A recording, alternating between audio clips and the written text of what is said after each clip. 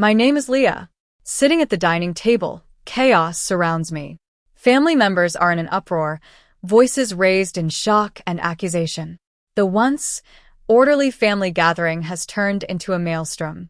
Before me lies an open jewelry box, and in the center of the table, a faded Polaroid reveals two baby girls in a white hospital blanket. How did we get here? Let me take you back.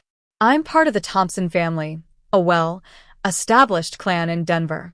My grandfather, Henry Thompson, built a successful construction business in the 1970s. He was a man of few words but carried a presence that commanded respect. My grandmother, Eleanor, was the heart and soul of the family. She was a force to be reckoned with, making all the important decisions and holding the family together with an iron fist. My parents, David and Grace Thompson, had a traditional marriage. Dad worked in the family business, following in Grandpa's footsteps, while Mom took care of the house and me. I grew up as an only child, always trying to be useful to the family. I became an accountant at a young age, handling all the family's financial matters. At family gatherings, Mom would brag about my cousin's achievements. My cousin Ava was a successful fashion designer, and Ryan was a budding athlete. For me, it was just Leah is here too. I never really minded, though I always felt like I didn't quite fit in. I had different features from the rest of the family, like my height and the shape of my eyes. My husband, Jake, and I have a lovely daughter named Emily. I had a good job as a senior accountant at a local firm, earning $95,000 a year. Last year, at my grandparents' 60th wedding anniversary, it all started. The party was held at a beautiful country club filled with 200 guests for generations of Thompsons. Ava, who is 28 and full of energy, decided to hand out DNA testing kits as party favors. Everyone thought it was a fun idea and laughed it off. Grandma Eleanor smiled and put the kit under her chair. Dad went to the bar, and Mom said the kits were a waste of time. 11 weeks later, on a quiet Tuesday night, I sat at the kitchen table with my laptop to check my DNA results. Emily was asleep, and Jake was watching a game in the living room. I scrolled through the ancestry composition, which was mostly European, typical for our family. But then I opened the DNA relatives tab. To my shock, there was a match labeled as a full sibling. Her name was Iris Miller. I had never heard of her before. I was an only child, or so I thought. I sat there, staring at the screen for hours, refreshing the page, but the match remained. The next morning, instead of calling Mom, I decided to be cautious. I've been an auditor for 14 years, and I know how evidence can disappear if you alert the wrong people. So I hired a forensic genealogist, Dr. Sophia Lee. She worked out of a small office near the university and charged $3,200 for a full investigation. I gave her all the information I had: my DNA data, Iris's profile, my parents' names, my birth date, and place of birth. That afternoon, Mom called. Her voice was casual, asking if I had done the DNA test. I lied and said I hadn't. She said those tests were silly and caused more trouble than they were worth. After we hung up, I knew she was probing. I wrote a note on my phone. Mom called. Probing. She knows the DNA kits are a risk. 3 weeks after the party, the first crack in the family appeared. Ryan's parents' marriage fell apart. Ryan's dad, Uncle Tom, had an affair years ago, and the DNA test revealed a child he had with another woman. Aunt Sarah was devastated and filed for divorce. Ava called me a few days later, crying. She said the DNA results showed that her biological father might not be Uncle Mike. It turned out that Aunt Lisa had an affair with a family friend in the 1990s. Ava was in shock, and her world was turned upside down. Grandma Eleanor called an emergency family meeting.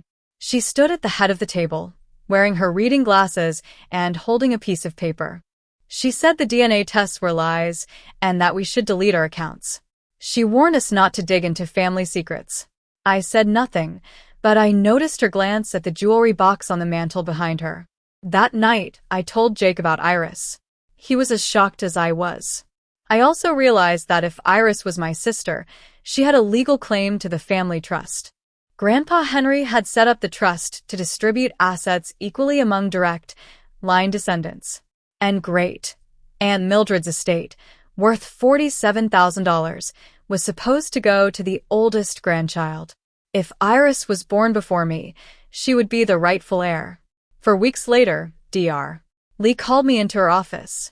She had a folder full of documents. She confirmed that Iris Miller was my twin sister. She was born on May 20th, 1988, at St. Mary's Hospital in Denver. The birth certificate showed our mother as Grace and our father as David. Dr. Lee also found out that in 1987, Grandpa Henry had a huge debt to the Millers, a family of contractors. The Millers wanted a child, and when Mom was pregnant with twins, Grandma Eleanor saw a way out. She proposed that one of the twins be given to the Millers in exchange for canceling the debt. There was no formal adoption process, just a handwritten note in the hospital file signed by Grandma.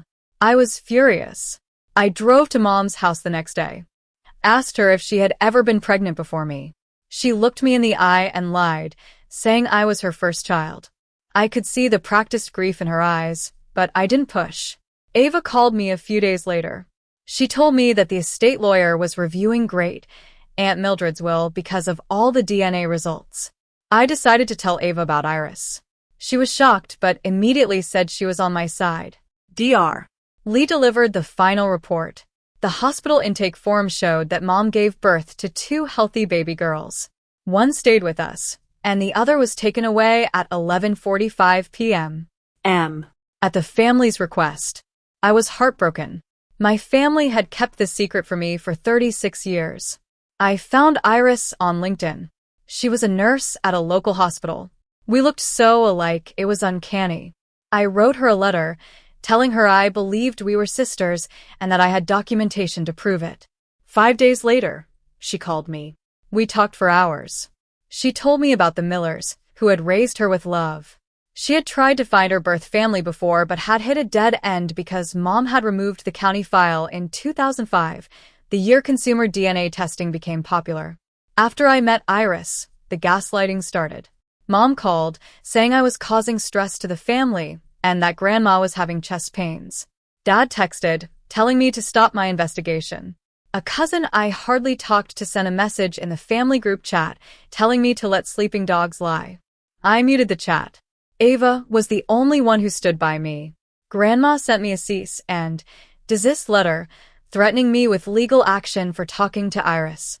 I called an estate attorney, who said the letter had no legal standing. I knew Grandma was panicking. I visited Grandpa Henry one afternoon. He was sitting in his chair by the window, looking out at the garden. I told him I knew about Iris. He started to cry. He said Grandma had a picture of us as babies in the jewelry box on the mantel. He said he had wanted to tell me for years, but was afraid it would destroy the family. I decided to invite Iris to a family dinner. I asked Ava to make sure everyone attended, framing it as Grandma's request to discuss the trust situation. On the day of the dinner, I arrived early at Grandma's house. The house smelled of roast beef and fresh flowers. I placed a folder with all the evidence on the table. When everyone was seated, Grandma started her speech, saying the DNA tests were ruining the family and that we should stop digging. I interrupted her. I said she was right, and it was time to end the secrets. I opened the folder and presented the 23andMe report, the forensic genealogist report, and the hospital intake form. Mom tried to stop me, but I didn't. I then told them about the photograph in the jewelry box. Grandma's face turned pale.